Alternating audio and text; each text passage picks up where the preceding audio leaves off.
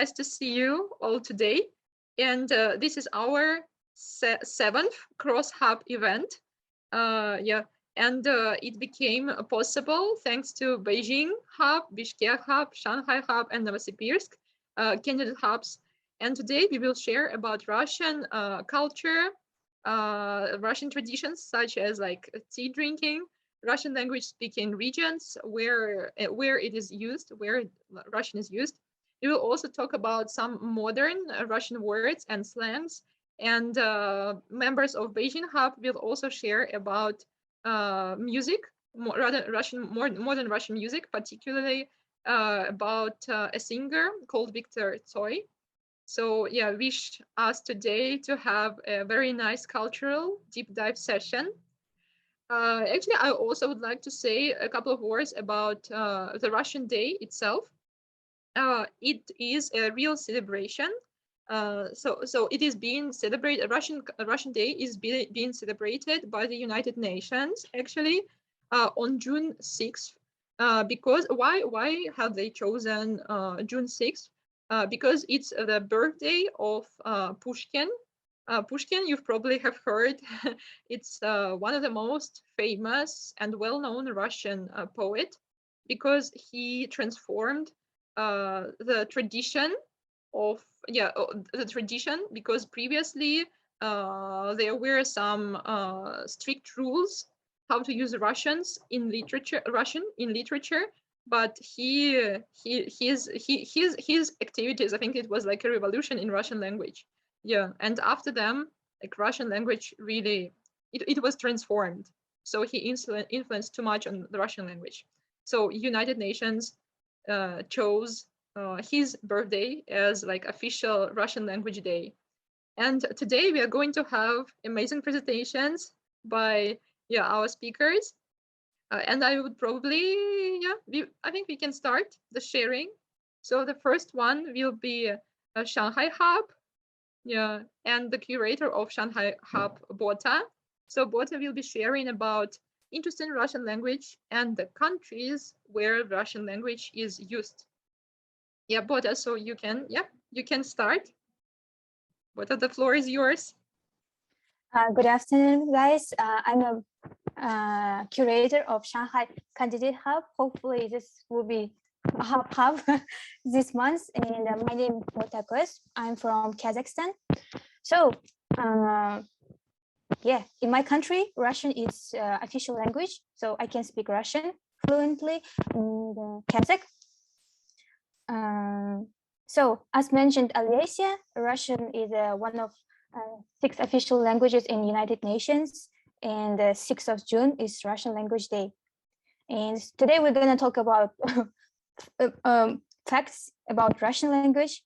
So Russian is not only in Russia, but in Belarus, in Kyrgyzstan, in Kazakhstan, it is 4 countries considered as an official language.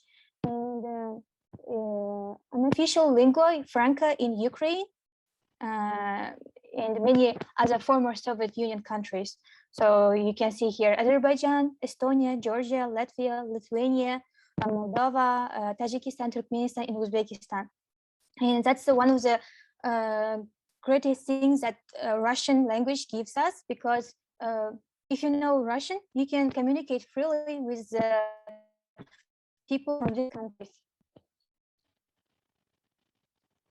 So there are 154 million native speakers. There could be much more, dependent on like ancestors. If they're Russian, they speak also Russian. And Russian language is the language of space. So if you want to be astronaut, you have to learn Russian because it's a part of your training in the computer system. So Russian and English. And Russian is the 8th most spoken language in the world. So you have to think maybe you need to learn Russian. And one more interesting thing is Russian surnames. So if Ivan has a son and daughter, then for example, son's name is Ivan and his surname will be Ivanovich, that you add this Ovich in the end. If the girl's name is Vera, then father's will like her surname will be Ivanovna, like you add Ovna. Yeah, so that's how you distinguish a Russian person. Also, there are some untranslatable words in Russian. So one of the examples is почемучка. Почемучка, like it's hard to translate to English because почемучка is a person who asks why. Maybe you can call your I don't know small kids, just call small kids почемучка because they usually they ask a lot of why questions and little почемучкас. So Russian is written using Cyrillic alphabet. So if you want to learn Russian, then you will have to learn also Cyrillic alphabet. So it's a little bit different from Latin alphabet that we used to.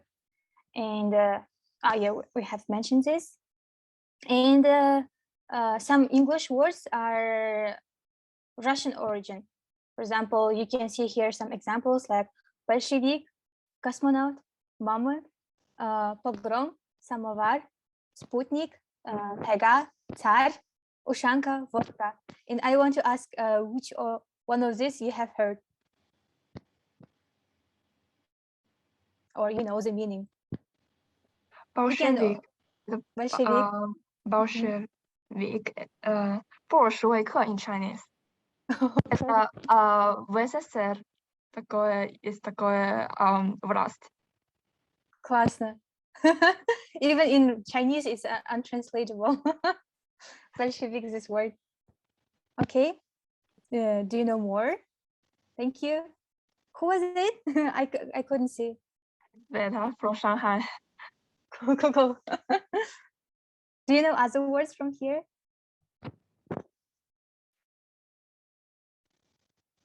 Sputnik is also a very interesting word. Sputnik.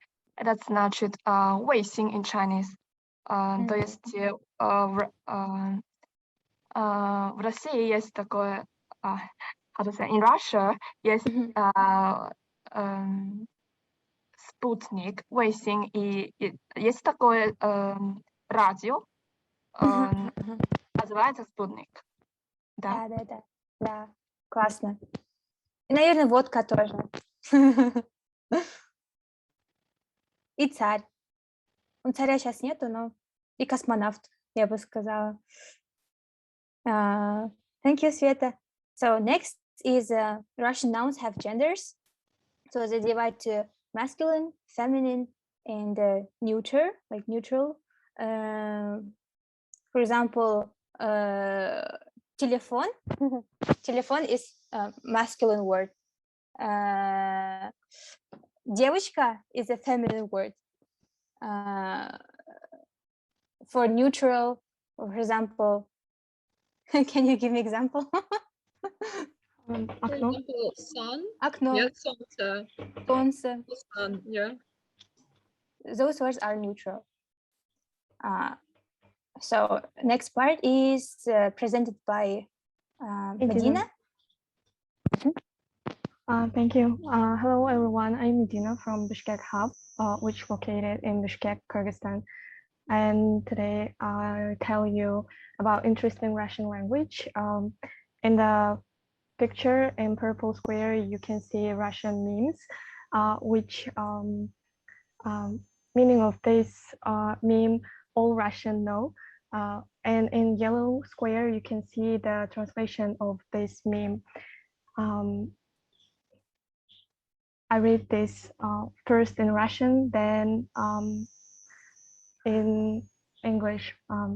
Кто в каком классе учился? Я в А. О, и я в А. А я в Б. А я и в А, и в Б. And иностранцы говорят, вы издеваетесь. You can see the translation. Who was studying in which class? I was in class A. Oh, I was in class A2. I was in class B. I was both in class A and B, and foreigners think, are you kidding me? Because in Russian, we can make sentence using only letters, as you can see in purple square, because in first sentence you can see 3 letters, and these 3 letters, with these 3 letters we use a whole sentence, and in the second sentence we use 5 letters and make whole sentence, like in fourth and third sentence. Also, we have some funny expressions and words in Russian.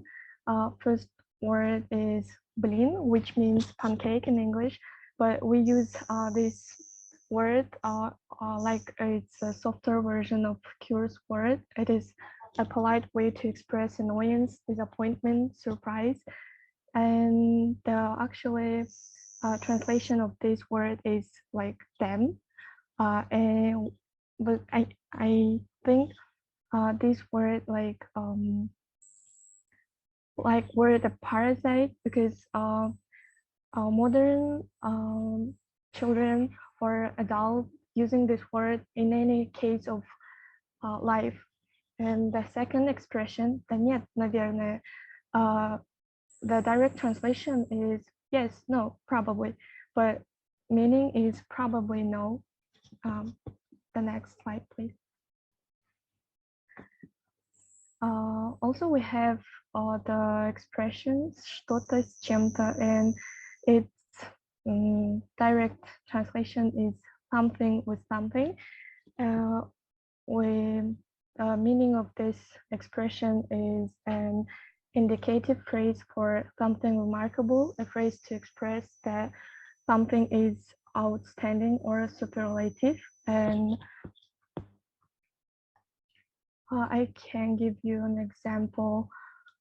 Something with something example is we use it like to say he's something with something, and this will mean that he's strange and behaves strangely, and this can be expressed simply by saying yes, he's something with something, to give the unimaginability of his action. The next expression is вешать лапшу на уши, which translated like hang noodles on the ears, and the meaning is lie. You can use it like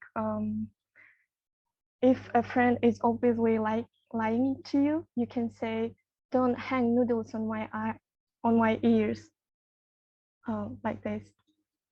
The next slide, please. Хлопать ушами, to clap with ears, and the meaning is to not pay attention, but actually I never use this expression in my life, so I don't I haven't some examples, so I talk about the next expression, ни рыба, ни мясо, which direct translation is neither fish nor meat, and the meaning is to describe people, an average person who has nothing delicious or outstanding about them, not memorable, totally mediocre. Occasionally, it also implies the person is rather wimpy and unable to make tough decisions. And if you come across a person or a situation that does not cause any emotions, which are not good or bad, and you consider them strange and unsuitable, you can say, I think he is neither fish nor meat. Next slide, please. And this is some Russian expression, like Russian speakers don't just start trouble, they're making a porridge. And if someone has created such a complicated problem and is bothering everyone with it, then the people whom he has bothered can say, you have made a porridge and you have to sort it out yourself. Also, we have the expression, I give you my tooth. Like if we promise, we can say, I promise you, trust me, I give you my tools for it. And also Russian speakers don't say, you have an interesting aspect to your character. They say you have a reason. But I think it is very strange that positive qualities of each person are called raisins in an affectionate form, because in my experience, more people do not like raisins and they like to pick raisins out of plants. Thank you. Спасибо.